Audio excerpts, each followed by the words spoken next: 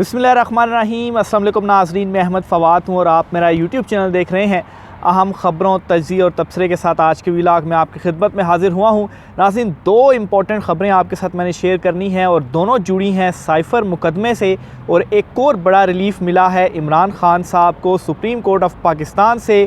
Justice Ayesha Malik ने आज क्या कहा है, कुछ अहम तरीन तफसीलात। इमरान ख़ान साहब की जो ज़मानत का केस था सुप्रीम कोर्ट ऑफ पाकिस्तान में, आज उसकी समाअत हुई है, वो आपके साथ मैं शेयर करूंगा। जवाब तलबी हो गई है हुकूमती हलकों से इमरान ख़ान साहब के ऊपर ये केस बनाने वालों से। इस पर भी कुछ अहम तरीन तफसीलात हैं। और दूसरे नंबर पर इमरान ख़ान साहब ने जो फ़र्द जुर्म अपने ऊपर चैलेंज की हुई थी सुप्रीम कोर्ट ऑफ पाकिस्तान में, इसमें भी इमरान ख़ान साहब के वकला की जानिब से बड़ा एक आप कहें कि बरवक्त इक़दाम उठाया गया है। क्योंकि कल को जो पूरा ट्रायल का अदम करार दिया गया था, उसके बाद ये जो दरख्वास्त थी आज इमरान ख़ान साहब की सुप्रीम कोर्ट ऑफ पाकिस्तान में लगी, इसका ख़दशा था कि ये गैर मौसर हो जाएगी। इमरान ख़ान साहब के वकला की जानिब से क्या गेम की गई, कैसे बचाया गया, इस पर अहम तरीन और एक्सक्लूसिव डिटेल्स आपके सामने रखूँगा।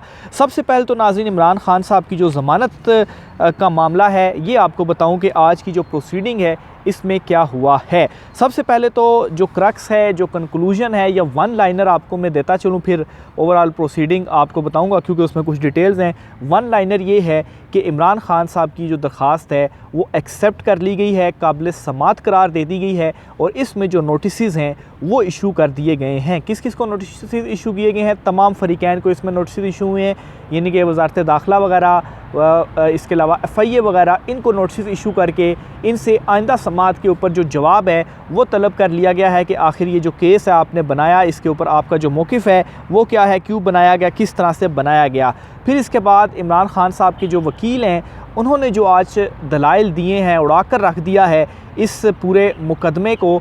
और जो एक परसेप्शन भी बनाई जा रही थी कि असल में जो है वो ये इमरान ख़ान ने किया, तो असल में तो इसमें चीज़ें कुछ और ही सामने आई हैं, जो कि आज सलमान सफदर साहब ने, इमरान ख़ान साहब के जो वकील हैं, उन्होंने हाईलाइट की हैं। अच्छा, इससे पहले मैं आपको बताता चलूँ कि आज आखिर में थोड़ी सी बहस भी हुई। जब इस केस की समाअत मुलतवी की जाने लगी तो गैर मुअय्यना मुद्दत तक मुलतवी की गई। तो इमरान ख़ान के वकील ने कहा कि आप गैर मुअय्यना मुद्दत के लिए ना करें, कोई एक डेट दे दें ताकि उस डेट को आकर तो दोबारा से जो वो भी दलाइल दे दें और हम भी इसमें मौजूद होंगे। लेकिन इस इस्तदा को मुस्तरद किया गया जस्टिस सरदार तारिक मसूद की जानिब से। और जो बेंच था वो भी आपको बताता चलूँ, जस्टिस सरदार तारिक मसूद, जस्टिस याया अफरीदी और जस्टिस आयशा मलिक जो हैं, ये 3 रुकनी बेंच था। तो ये जो आखिरी जो इसमें समाअत जब कंक्लूड होने लगी, तो पहले वो आपको बता दूं कि ये क्यों तारीख़ मुस्तरद की गई और जस्टिस सरदार तारिक मसूद जो उन्होंने क्या कहा, फिर प्रोसीडिंग की तरफ और जो दलाइल दिए गए और कैसे इस मुकदमे को उड़ा के आज रखा गया। और इसी के ऊपर जस्टिस आयशा मलिक ने आज कुछ अहम जो रिमार्क्स हैं वो दिए हैं। और हमेशा की तरह जब भी उनकी प्रोसीडिंग हम सुनते हैं दीगर मुकदमों में भी, तो जो उनके सवालात वगैरह होते हैं, जिस तरह से वो पहले भी एक ज़बरदस्त उन्होंने सवाल किया था और वो अनआंसरेबल रहा, तो ऐसे ही जो सवालात हैं वो जस्टिस आयशा मलिक साहिबा ने भी उठाए हैं। तो बहरहाल पहले ये मैं आपको बताऊं कि एक तो जब PTI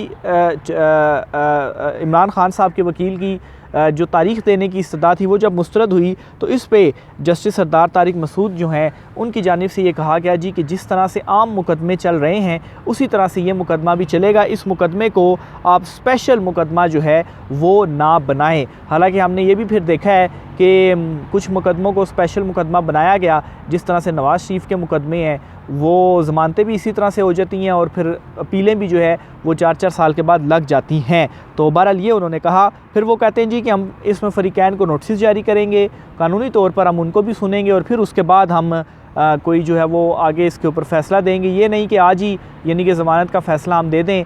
और इसके ऊपर ये भी कहा जी कि मीडिया में ज़रूर बातें होंगी कि क्या कोई जज जो है वो बीमार हो गया था, इस वजह से उन्होंने जो ज़मानत है वो नहीं दी। यानी कि इसका एक मतलब तो ये भी है कि जज साहब जो है वो बिल्कुल अवेयर हैं कि TV के ऊपर या मीडिया के ऊपर उनके हवाले से क्या चल रहा है। और ख़ुद उन्होंने बता दिया कि आज ये ज़रूर लोग कहेंगे कि आज ज़मानत इमरान ख़ान साहब को क्यों नहीं मिली, क्यों जो जज साहब हैं वो बीमार हो गए थे, इस वजह से इमरान ख़ान का ज़मानत नहीं दी, और क्यों इमरान ख़ान की जो तारीख़ है वो क्यों नहीं दी गई, ताकि पता चले कि इतने दिन के बाद इतने दिन का जो है वो टाइम है और फ़रीक़ैन ने दोबारा जो दलाइल हैं वो देने हैं। तो ये भी आज उन्होंने अपने रिमार्क्स में जो है वो कहा, और साथ ही कहा कि इन तमाम तर चीज़ों के बावजूद भी हम जो है वो नोटिस जारी करेंगे। तो फिर इमरान खान साहब के जो वकील थे उन्होंने ये कहा जी कि सियासी मुकदमा है, बदनीयती है, सियासी इंतकाम का निशाना बनाया जा रहा है। FIR जो थी वो 7 माह के बाद दर्ज की गई। जब इमरान खान वज़ारत उज़्मा से हटे उसके बाद ये जो सारे का सारा मुकदमा था वो बनाया गया। देखें, एक बुनियादी सी बात है, जितनी ज़्यादा वकूआ की, कोई भी अगर आप आम वकूआ की बात करें तो जितनी ज़्यादा ताख़ीर से FIR होती है उतना वो मुकदमा कमज़ोर होता है।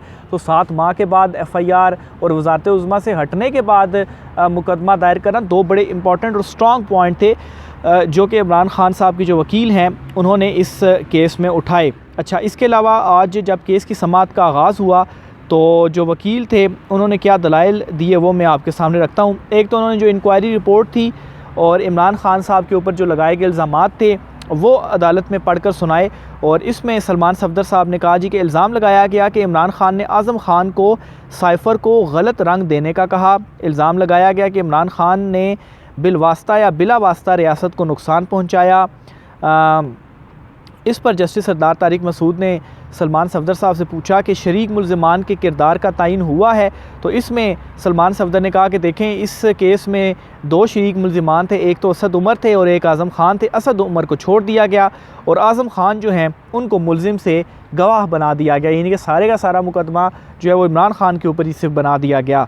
अच्छा, फिर इसमें जस्टिस याह्या अफरीदी ने इसी पर सवाल किया कि पहले केस में कहा गया कि आज़म खान मुल्ज़िम हैं, तो इंक्वायरी में कहा गया था कि शरीक मुल्ज़िमान का किरदार तफ्तीश में तय किया जाएगा। हतमी रिपोर्ट में आज़म खान से मुतल्लिक तफ्तीश में जो है वो क्या कहा गया। इस पर सलमान सफदर ने कहा कि तफ्तीश में कोई वाज़ेह जो मौक़िफ़ है वो नहीं अपनाया गया, और आज़म खान जो है वो पहले अगवा हो गए, इनकी फ़ैमिली ने फिर मुकदमा भी दर्ज किया, और फिर उसके बाद आज़म खान जो है वो बाहर अचानक से मिल गए, और फिर उनका जो 164 का बयान था वो भी सामने आ गया। तो ये सारा मशकूक किस्म का जो मामला है वो हुआ। तो इस पर आप ज़रा देखिए जैसे सरदार तारिक मसूद साहब ने क्या रिमार्क्स दिए। उन्होंने कहा कि ऐसे फिर सच सामने आता है, यानी कि जो सच है वो फिर इसी तरह से सामने आता है। यानी कि आप अगर किसी को लेट से मिसाल के तौर पर अगवा करते हैं, उसके ऊपर ज़बरदस्ती करते हैं, उसको टॉर्चर करते हैं, और फिर उसके बाद उसको कहते हैं कि आप ये चीज़ करें नहीं तो आपकी फ़ैमिली को ये कर देंगे, और वो दबाव के तहत और मजबूरी की हालत में वो काम कर देता है, और फिर उसके ऊपर अगर ये कहा जाए कि फिर सच ऐसे ही सामने आता है, तो मेरे ख़्याल से इसके ऊपर ज़रूर जो क्वेश्चंस हैं वो फिर उठेंगे। और जस्टिस सरदार तारिक मसूद ने, मैं ख़ुद भी हैरान हुआ था जब मैं कोर्ट के अंदर में प्रोसीडिंग सुन रहा था और ये सलमान सफदर साहब चीज़ें बता रहे थे, और जब सरदार तारिक मसूद साहब ने, जस्टिस साहब ने ये बात कही तो मैं भी फिर थोड़ा हैरान हुआ कि ये उन्होंने इस तरह के जो ये रिमार्क्स जो हैं वो उनकी जानिब से दिए गए हैं। बहरहाल उनके रिमार्क्स हैं, इस पर अब आप देख लें। अच्छा, बाद में मज़ीद इमरान खान के वकील ने जी कहा जी कि सियासी मुकदमा है, सियासी इंतकाम का निशाना बनाया जा रहा है, और फिर इसके अलावा उन्होंने कहा जी जो दिफ़ात लगाई गई वो जासूसी जैसे जराइम पर जो हैं वो लगाई जाती हैं, यानी कि जासूसी की दिफ़ात इमरान खान के ऊपर लगाई गई हैं, ये नहीं लगानी चाहिए थी। तहकीकात में कहीं नहीं बताया गया कि कहाँ जासूसी हुई या किस दुश्मन मुल्क को फ़ायदा हुआ। हाँ, बिल्कुल वैलिड पॉइंट था, अगर दिफ़ात जासूसी की लगाई गई हैं तो बताएं फिर क्या उन्होंने दुश्मन मुल्क को कुछ फ़ायदा पहुँचाया या क्या जासूसी की, कहाँ जासूसी उन्होंने की, तो कुछ इस्टेब्लिश किया ही नहीं गया, कुछ बताया ही नहीं गया, और ऐसे ही जो दिफ़ात हैं वो लगा के मुकदमा आगे चलाया जा रहा है। अच्छा, फिर इसके अलावा सलमान सफदर ने कहा जी कि जो इल्ज़ाम है इस पर सज़ा जुर्माना या 2 साल कैद बनती है, मगर दिफ़ात बड़ी लगा दी गई, यानी कि इसमें उन्होंने कहा जी कि दिफ़ात सज़ाए मौत या उम्र कैद की भी दिफ़ात लगाई गई। हालांकि जो इल्ज़ाम लगाया गया उसमें तो उतनी सज़ा बनती ही नहीं है, लेकिन फिर भी वो जो दिफ़ात हैं वो लगाई गई, और उसी तरह से आगे जो प्रोसीडिंग है उसको लेकर चला जा रहा है। तो बहरहाल ये जो प्रोसीडिंग थी वो हुई। इसके अलावा जस्टिस आयशा मलिक के हवाले से भी कुछ चीज़ें हैं वो भी आपके सामने मैं रखता हूँ। असल में उनके एक तो उन्होंने सलमान सफदर साहब जो थे उनसे ये कहा जी कि जो बुनियादी पॉइंट था, क्योंकि काफ़ी ज़्यादा एक्सप्लेन वो कर रहे थे, तो ये जस्टिस सरदार तारिक मसूद ने भी उनसे कहा कि बेसिकली आप आज नोटिस के ऊपर जो दलाइल है वो दे रहे हैं, तो आप ऐसा करें कि आप नोटिस के हवाले से अपने मुख्तसर से दलाइल रखें, इतनी लंबी चौड़ी चीज़ें कहने की जो ज़रूरत है वो नहीं है। तो जस्टिस आयशा मलिक ने भी फिर उनको कहा कि आप बुनियादी जो ग्राउंड है उसके ऊपर आएँ। तो अब दौरान समाज जब ये रिमार्क सामने आए तो उस वक्त भी मैं समझ गया था कि जो नोटिस हैं वो अब इशू हो जाएंगे और इमरान खान साहब की जो दरख्वास्त है वो एक्सेप्ट कर ली जाएगी, क्योंकि जिस अंदाज़ में कहा गया कि नोटिस ही आप चाहते हैं तो उन दलाइल तक महदूद रहें और जो है वो फिर आगे देखते हैं। तो बहरहाल ओवरऑल ये दलाइल जो है वो रहे। इस पर जस्टिस आयशा मलिक की जानिब से भी एक दो चीज़ें कही गई हैं। उन्होंने जस्टिस आयशा मलिक साहिबा ने, असल में मुझे वो मेरी जो ख़बर है वो नहीं मिल रही, मैं वो थोड़ा सा ढूंढ रहा हूँ, मैं 1 मिनट ज़रा देख लूँ कि वहाँ पर उन्होंने क्या क्या जो है वो कहा है। हाँ अच्छा, ये जो है वो जस्टिस आयशा मलिक साहिबा ने कहा है कि साइफ़र दफ्तर ख़ारजा के पास है तो फिर मुलजिम से रिकवर क्या करना।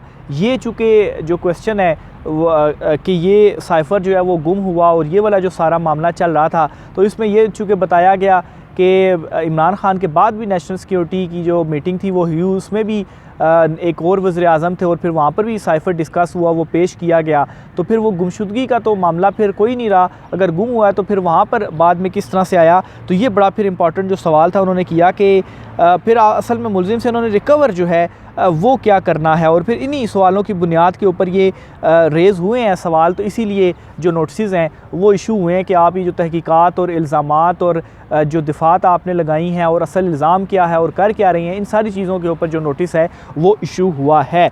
दूसरे नंबर पर जो ख़बर है इमरान खान साहब के ऊपर फ़र्द जुर्म की, तो उसमें ये हुआ है कि इमरान खान साहब का जो फ़र्द जुर्म वाला मामला था वो जब हाई कोर्ट की जानिब से मुस्तरद हुआ तो सुप्रीम कोर्ट ऑफ पाकिस्तान में जो दरख्वास्त थी वो लेकर आए थे, उसे चैलेंज किया गया था, अपील में आए थे। लेकिन चूँकि अब सारा ट्रायल ही कालादम हो चुका है तो इसका मतलब ये है कि वो अब फ़र्द जुर्म भी कालादम हो गई है। तो अब उसको जो चैलेंज किया हुआ है सुप्रीम कोर्ट ऑफ पाकिस्तान में वो दरख्वास्त भी गैर मौसर हो जाती है। तो फिर ज़ाहिर सी बात है, अब दरख्वास्त गैर मौसर होने पर यह हो जाता है कि दरख्वास्त खारिज होने का ख़दशा था। लेकिन चूँकि अभी ये जो केस है वो मज़ीद आगे भी बढ़ना है, तो इसमें फिर आज ये हुआ कि इमरान खान साहब के जो वकील थे उनकी जानिब से ये कहा गया जी कि उन्होंने हाई कोर्ट का वो फ़ैसला नहीं पढ़ा, उसको जांच नहीं पाए, जायज़ा नहीं ले पाए। तो उसमें जो इल्तवा है वो मांगा गया और ये कहा गया कि इसमें कुछ वक्त दे दिया जाए, उस फ़ैसले को वो पढ़ेंगे और उसके बाद ही देखा जा सकता है। तो इस इस्तदा को जस्टिस सरदार तारिक मसूद की सरबराही में जो 3 रुकनी बेंच था उसने मंजूर किया और ये जो फ़र्द जुर्म की हद तक का मामला था इसमें इल्तवा की दरख्वास्त को एक्सेप्ट कर लिया और ये दरख्वास्त भी फिर आगे गैर मुइना मुद्दत के लिए जो है वो मुलतवी कर दी गई। बहरहाल ये 2 इम्पॉर्टेंट चीज़ें आज हुई हैं। इसमें अब देखें, अब गैर मुइना मुद्दत तक है तो तारीख जो है वो क्या पड़ती है। बहरहाल शाह महमूद कुरैशी के हवाले से भी जिक्र आया कि उनकी भी जो दरख्वास्त है वो भी ज़मानत की सुप्रीम कोर्ट ऑफ पाकिस्तान में दायर की गई है। तो उस पर भी जैसे सरदार तारिक मसूद ने कहा कि वो भी रजिस्ट्रार ऑफिस देखेगा, वो भी जब लगेगी, जब हमारे सामने आएगी तो हम फिर उसको भी देख लेंगे। तो देखें आगे क्या होता है। बहरहाल आज की व्लॉग से इतना ही, मुझे इजाज़त दीजिए। अल्लाह हाफ़िज़।